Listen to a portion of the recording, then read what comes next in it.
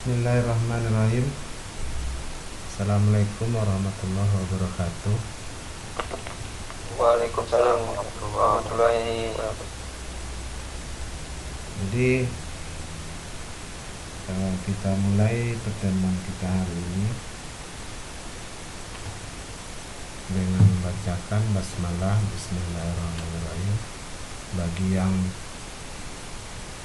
non-muslim menyesuaikan aja ya. Kemarin kita udah masuk pertemuan perdana pengenalan, dan saya juga ada menyinggung beberapa hal terkait perkuliahan kita ini. Terutama ada beberapa pengertian yang saya sampaikan ya. Kemudian juga yang perlu saya sampaikan di sini ialah apa yang kita lakukan hari ini, pertemuan secara daring ini saya juga lakukan perekaman ya. Jadi bagi kawan-kawan kalian yang tidak hadir pada pertemuan kali ini, ada keringanan yang saya berikan, di mana rekaman ini nanti akan saya masukkan ke YouTube. Bagi yang nggak hadir bisa mengunjungi halaman YouTube dan mengikuti pemaparan saya di konten YouTube yang saya upload nantinya. Kemudian untuk absennya yang nggak hadir hari ini bisa saya anggap hadir setelah dia meninggalkan komentar di bawah video yang ada di dalam YouTube tersebut. Jadi ada kemudahan ya, karena juga untuk materi yang saya sampaikan hari ini tidak terlalu banyak ya, karena juga belum siap saya rangkum ke dalam satu file.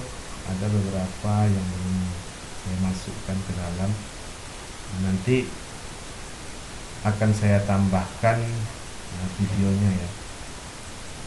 Jadi tidak saya sampaikan di pertemuan ini, tapi di videonya nanti saya harap kalian juga mengikuti video yang akan saya berikan itu, tapi sambungan dari ininya, tidak mesti semuanya, karena itu ada lanjutannya. Saya satukan ke video nanti ya. Baik, kita masuk ke materinya nih. Saya ambil layar.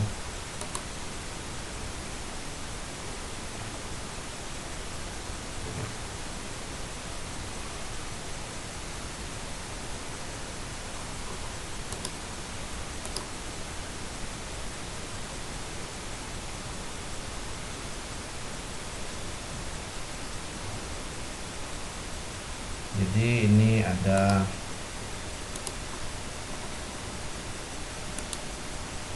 presentasi saya. Ini harusnya pertemuan 2 nih ya, bukan pertemuan 1. Bisa dinampak layar presentasi saya? Bisa ya? Pak. Jadi ini nanti saya tidak memberikan suatu kewajiban untuk kalian mencatat ya, tapi udah saya ringkas. Jadi ini nanti yang akan saya share ke dalam grup yang baru dibuat tadi ya.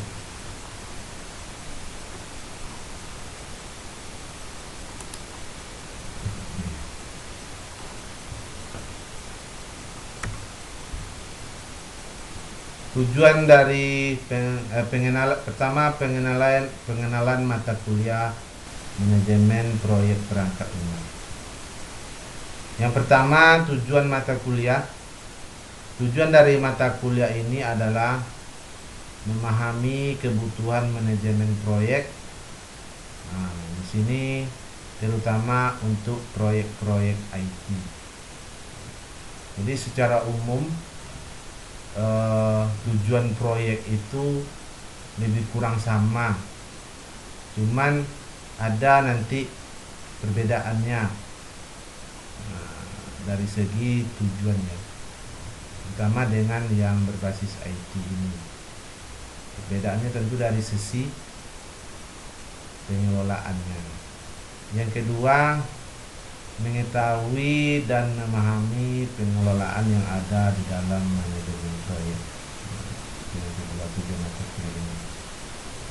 Yang ketiga, membuat rincian pekerjaan dalam proyek serta memahami penjadwalan proyek. Jadi ini yang penting ya, pembuatan jadwal proyek.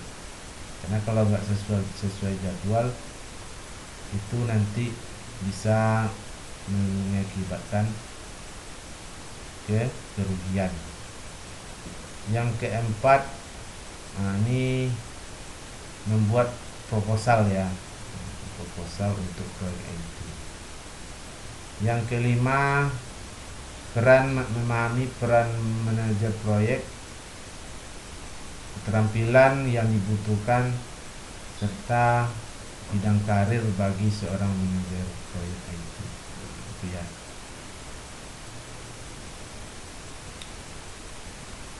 Ini kita lanjut pengertian proyek. Proyek itu apa?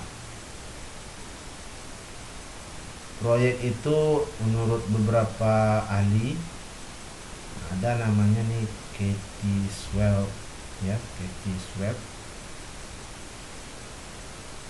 Proyek adalah usaha sementara yang dilakukan untuk menghasilkan suatu produk, layanan atau hasil yang unik.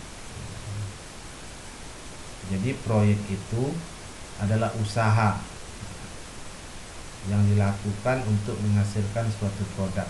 Tapi usahanya ini adalah sifatnya sementara. Sementara sampai kapan? Sampai suatu produk itu atau layanan itu dihasilkan. Jadi kalau seandainya pabrik pembuatan sepatu, orang membuat sepatu di situ, itu kontinu sifatnya, itu bukanlah disebut sebagai proyek. Kenapa? Karena proyek itu ciri khasnya adalah sementara. Ya. Jadi di sini dari yang kedua, menurut Iman Soeharto, ini orang kita nih, maksudnya orang Indonesia ya.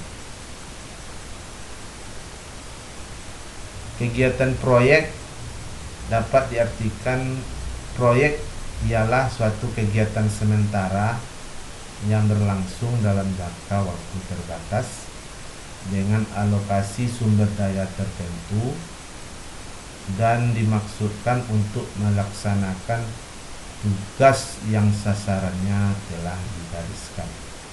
Jadi menurut Iman Soeharto ini, proyek itu lebih spesifik lagi pengertiannya. Ada di sini rincian alokasi sumber daya dan masukkan di situ. Kemudian tugas yang telah digariskan. Jadi di sini dibuat lebih spesifik pengertian dari proyek itu.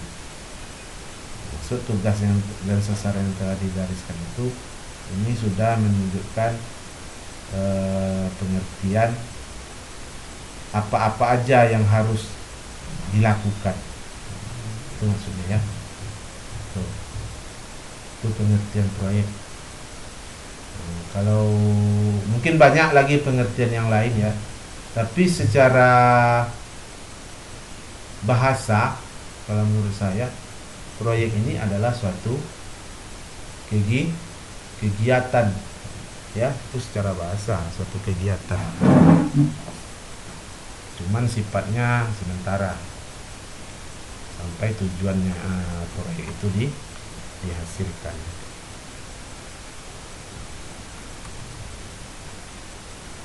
Jadi kalau di sini kalau kita bicara tentang proyek itu adalah proyek secara umum ya. Sekarang kita masuk ke proyek IT.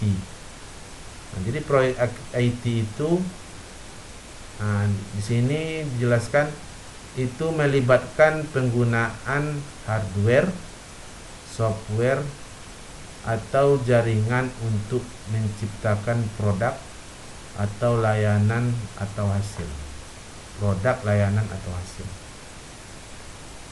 Jadi kalau proyek IT di sini itu melibatkan berbagai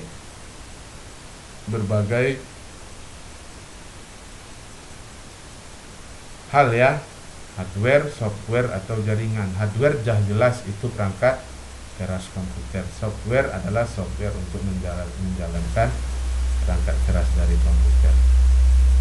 Jaringan itu adalah komputer, perangkat untuk menciptakan jaringan komputer.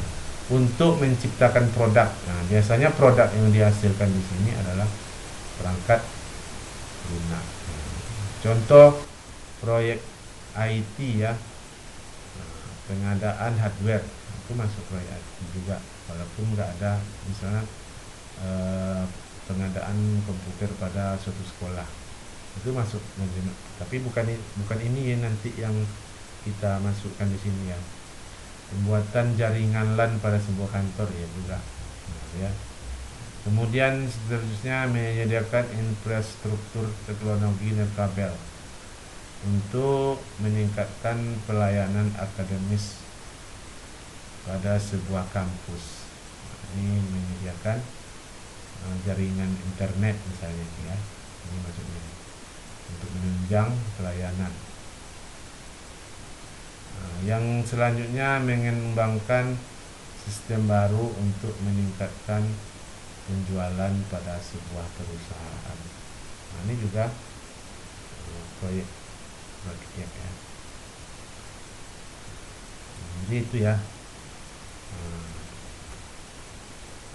atribut proyek. Atribut proyek, satu, ada tujuan khusus atau produk akhir atau hasil akhir dari hasil kerja akhir. Apa yang dihasilkan dari proyek itu adalah ada tujuannya. Apa contohnya? Misalnya di rumah sakit menghasilkan produk software untuk pelayanan rekam medis misalnya ya, atau pelayanan rawat inap dan lain sebagainya.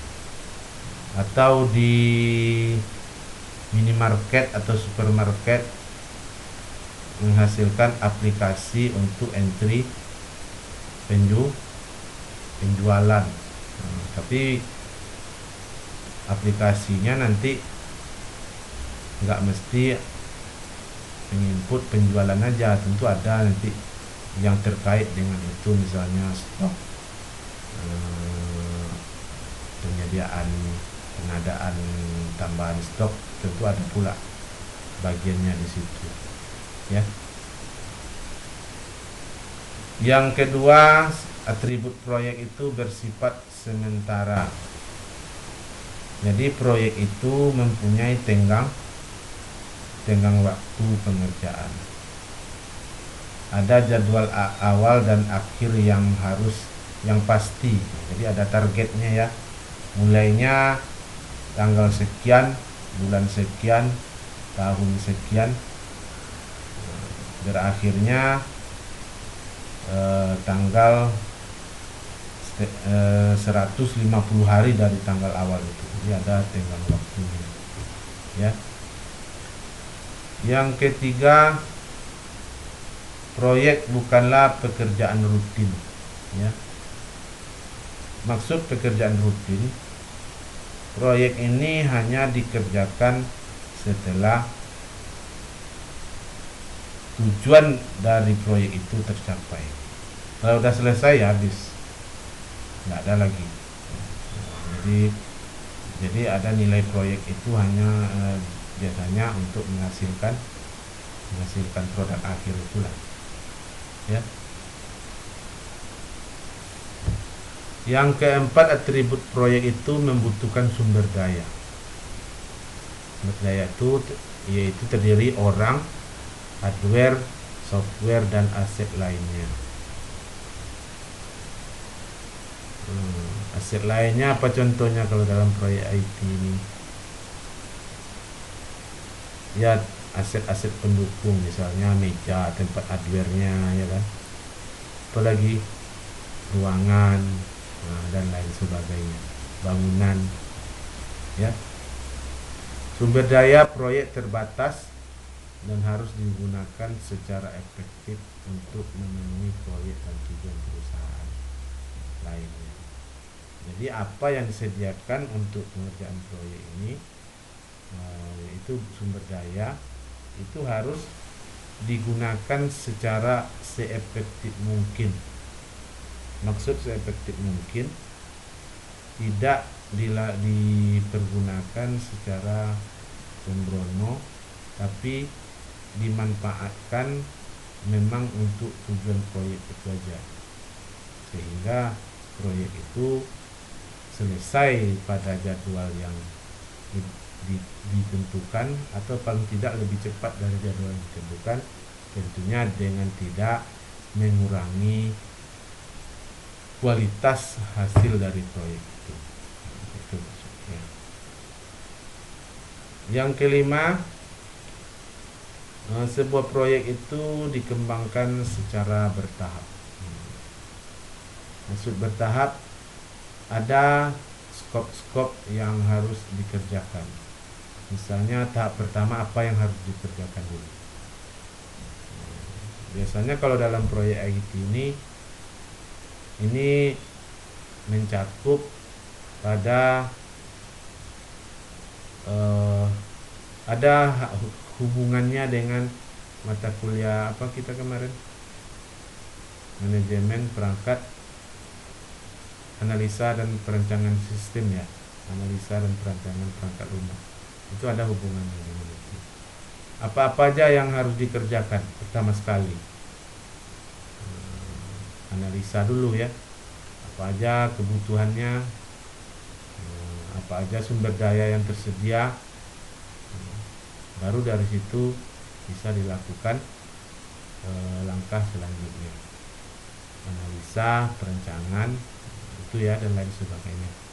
Seperti yang ada pada yang kita pelajari pada analisa perancangan perangkat lunak, ya. Itu ya.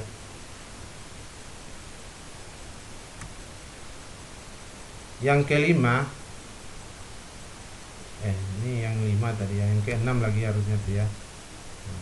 Proyek harus memiliki pelanggan utama atau sponsor. Pelanggan utama itu apa? Pengguna dari proyek, hasil dari proyek itu maksudnya. Kalau sponsor, yang mendanai proyek tersebut. Jadi kalau nggak ada penggunanya, untuk apa gunanya? Itu buang-buang kerja aja. Atau sponsor, dari mana dananya? Kalau nggak ada dana, nggak mungkin jalan proyek itu, ya. Karena proyek IT itu membutuhkan biaya yang besar.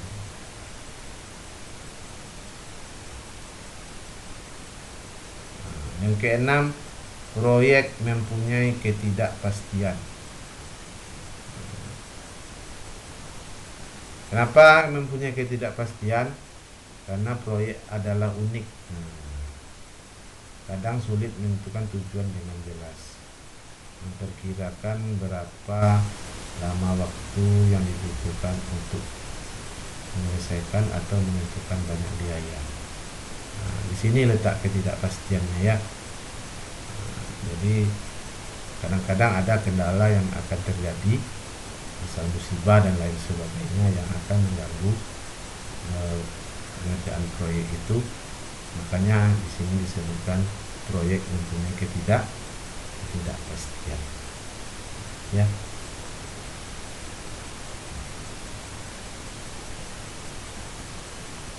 Ini kendala dalam manajemen proyek.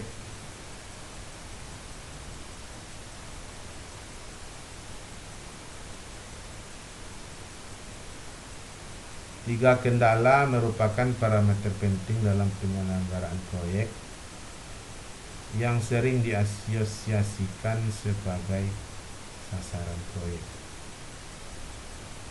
Ya. Yang pertama adalah cakupan skop dari proyek, yaitu pertama, pekerjaan apa saja yang harus dilakukan sebagai bagian dari proyek. Nah, ini harus didefinisikan. Kenapa harus didefinisikan? Karena kalau nggak dibuat rinciannya yang mengerjakan ini pekerjaannya nanti masuk pekerjaan-pekerjaan lain yang seharusnya itu bukan bagian dari proyek. Makanya ini harus dikasih batasan, ya.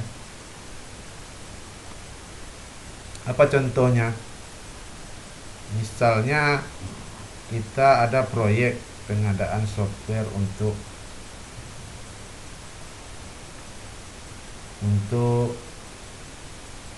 menangani keuangan perusahaan. Apa-apa saja yang harus masuk di dalam perangkat lunaknya itu nanti dimasukkan pula bagian lain, input, inventaris dan lain sebagainya. Nah, itu kan lain perginya, ya. Atau sebagai contoh yang lain, pengadaan proyek untuk rekam medis misalnya di rumah sakit. Nanti masuk pula bagian-bagian yang lain yang bukan cakupan pekerjaan dari rekam medis, ya. Bentar ya.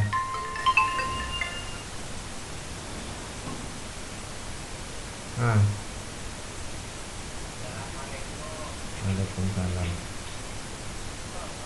Enggak ada pojok ketek.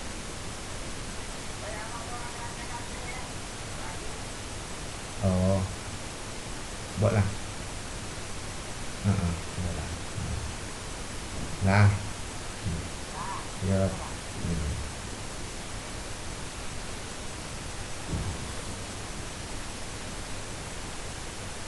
Yang kedua, produk atau layanan atau hasil apa yang unik. Jadi apa yang dihasilkan dari proyek itu haruslah unik, ya. Kenapa? Karena sudah pasti ada produk yang sama, ya, dari yang dikerjakan untuk menghasilkan dari pekerjaan yang dilakukan dalam proyek itu. Kalau sama, untuk apa digunakan membuat proyek, ya? Mending langsung aja hasil kerjaan orang itu kita beli langsung. Jadi karena uniknya itulah makanya harus dilakukan proyek ini, ya, dari segi produk. Itu cakupan. Yang ketiga, apa yang diharapkan oleh pelanggan atau sponsor dari proyek. Pelanggan itu artinya adalah pengguna proyek. Apa yang diharapkan? Tentu kemudahan dalam melakukan pekerjaan mereka. Misalnya di rumah sakit ada proyek SIM RS, ya. Apa kemudahan orang pengguna kalau rekam medis nanti? Kemudahan dalam mendaftarkan pasien, ya, mengeluarkan nomor R-nya, mencari dokumennya, ya, atau status kalau istilahnya, ya. Kalau yang diharapkan sponsor apa? Yang diharapkan sponsor, kalau contohnya tadi, kalau biasanya SIM RS itu biasanya yang mendanai adalah pemerintah. Yang diharapkan sponsor dari proyek itu tentunya adalah kayak contoh SIM RS rumah sakit tadi, tentunya adalah bagaimana pelayanan di rumah sakit itu maksimal. Nah, karena ini kan menyangkut dengan orang banyak. Nah, ya. Itu yang pertama. Yang kedua, tentunya dari pemerintah, kalau proyek ini berhasil atau sudah dijalankan oleh pelanggan, apa-apa saja laporan-laporan dari pengguna itu bisa mereka dapat secara cepat. Nah, ya kan gitu ya, karena kalau SIM RS itu biasanya pasti ada laporannya ke atas. Yang selanjutnya, bagaimana ruang lingkup diverifikasi. Maksudnya ini ruang lingkupnya harus jelas ya, ruang lingkup dari pekerjaan proyek ya. Tuh. Yang kedua, kendala dari proyek, waktu. Masih ada yang masuk.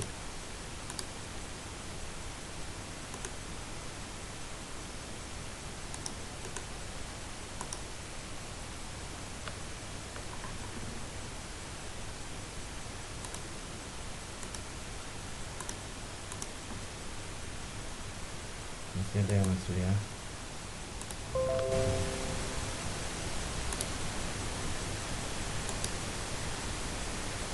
Kendala selanjutnya adalah waktu.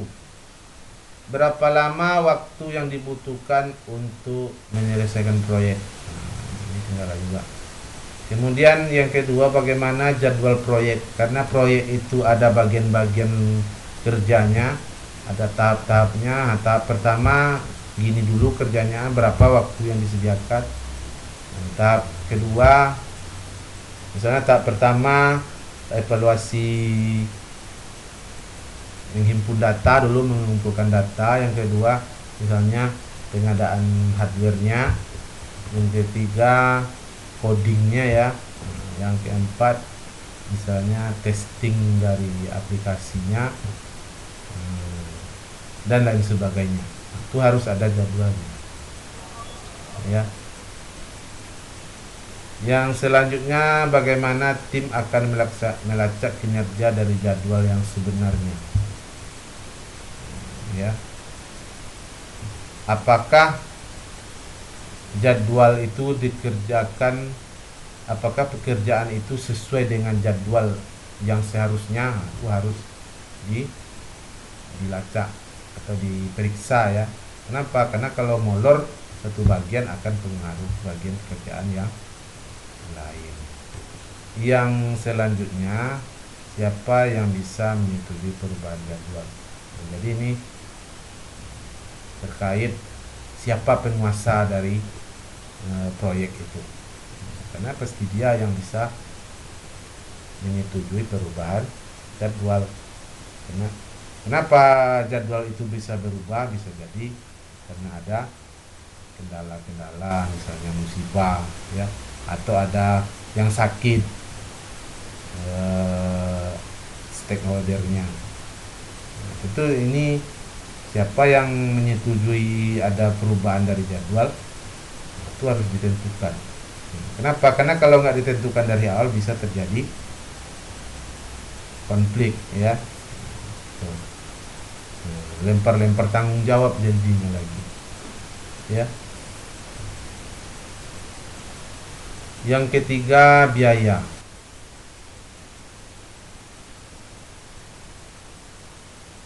Apa yang harus dibiayai untuk menyelesaikan proyek? Pos-pos apa aja duit keluar untuk proyek ini? Jadi harus ditentukan untuk gaji, untuk apa lagi, beli alat, ATK dan lain sebagainya ya. Selanjutnya, berapa anggaran proyek? Biasanya anggaran proyek ini menyesuaikan dari menyesuaikan biaya untuk menyelesaikan proyek, juga tentunya ada keuntungan dari biaya pokok tadi. Nggak mungkin ya kita yang mengerjakan proyek nggak ada keuntungan, itu harus dikaji juga. Yang ketiga, bagaimana biaya dilacak. Bagaimana biaya dilacak ini harus ada catatannya ya. Untuk pengeluarannya harus ada bon-bonnya. Untuk beli ini ada bonnya. Jadi ada pertanggungjawabannya. Yang keempat, siapa yang dapat mengotorisasi perubahan anggaran. Jadi dari anggaran itu apa yang bisa merubah nanti. Nah, itu harus ditentukan dari awal. Biasanya tentunya ini adalah manajer proyeknya lah yang tentu disetujui oleh pelanggannya nanti ya, atau pengguna hasil proyek itu ya. Mana lagi? Nah, jadi kayak gini ya, antara tiga tuh ya, waktu, ongkos, kemudian cakupan proyek. Nah, jadi targetnya.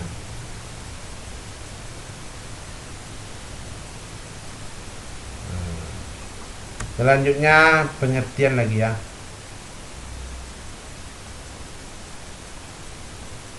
Nah, ini menurut manajemen proyek, pengertian manajemen proyek ini menurut Katie Schwab tadi ya. Nah, manajemen proyek penerapan pengetahuan, keterampilan, alat dan teknik pada kegiatan proyek untuk memenuhi kebutuhan proyek. Itu manajemen proyek.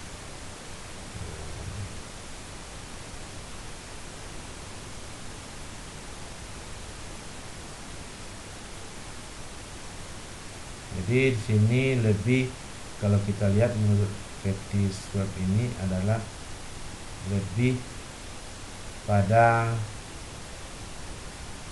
kontrol terhadap kebutuhan proyek ya. Kalau kita ambil pengertian dari dia ini. Kalau menurut Iman Soeharto ya, manajemen proyek merencanakan, mengorganisir, memimpin, dan mengendalikan sumber daya perusahaan untuk mencapai sasaran jangka pendek yang telah ditentukan. Jadi Iman Soeharto ini memasukkan fungsi manajemen di dalam manajemen proyek ini. Apa fungsi manajemen itu?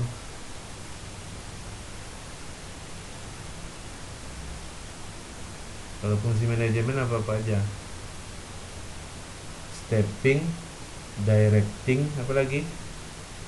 Controlling. Nah, bukan kalian ada manajemen dia. Jadi di sini untuk mencapai sasaran jangka pendek yang telah ditentukan. Apa sasaran jangka pendek? Menghasilkan produk yang akan digunakan oleh pelanggan. Itu sasarannya. Ya, atau layanan. Kalau produknya tentu software di sini ya, yang bisa nanti digunakan untuk melayani pengguna. Yang ketiga, menurut Pressman, manajemen proyek meliputi perencanaan, pemantauan, pengontrolan manusia, proses, dan peristiwa yang terjadi selama perangkat lunak dikembangkan, mulai dari konsep awal sampai pengoperasian secara penuh. Di sini adalah perencanaan, pemantauan, kemudian juga pengawasan ya, ada proses dalam menghasilkan perangkat lunak sampai perangkat lunak itu bisa digunakan secara penuh. Jadi beda-beda ya, cuman kalau kita lihat itu tujuannya lebih kurang sama ya. Jadi Eh, sampai di situ ya pemaparan mata kuliahnya. Ini nanti saya tambah lagi, baru saya share nanti ya.